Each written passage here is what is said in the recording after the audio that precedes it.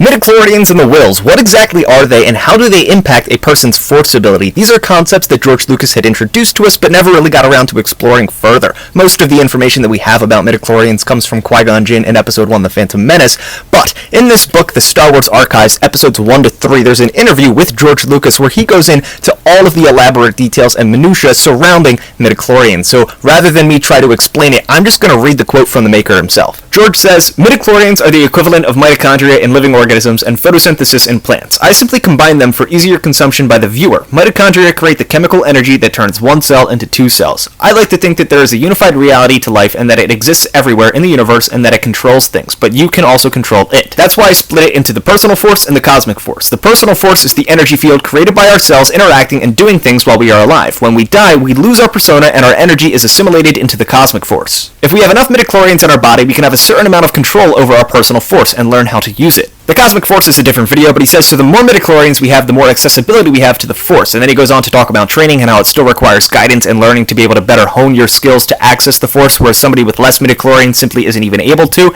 He kind of relates it to genetics. Some people are simply more predisposed to having a higher midichlorian count than others, but you still need to be able to train to better hone your skills. Jumping forward, George then goes on to talk about the wills. He says, the wills are a microscopic single-celled life form like amoeba, fungi, bacteria. There's something like 100,000 times more wills than there are midichlorians, and there's about 10,000 times more midichlorians than there are human cells. The only microscopic entities that can go into a human cell are the midichlorians. They are born in the cells. The midichlorians provide the energy for human cells to split and create life. The wills are single-celled animals that feed on the force. The more of the force there is, the better off they are. So they have a very intense symbiotic relationship with the midichlorians, and the midichlorians effectively work for the wills. So to condense all of George's thoughts, at least in the way that I comprehended that, the force is this energy field that is created by cell interactions. The more cell interactions there are, the greater the energy field, the greater the force. And what causes these cell interactions? Midichlorians. The midichlorians are providing the energy for the cells to split, to interact, and the more interactions there are, the greater the force will be. And a person with an increased midichlorian count, once they become aware of that, is able to access and control the force. Throughout this interview, George also talks a little bit about the backlash that he faced after introducing the midichlorians in The Phantom Menace. He says, I know this is the kind of thing that the fans just go berserk over because they say, we want it to be mysterious and magical, and you're just doing science.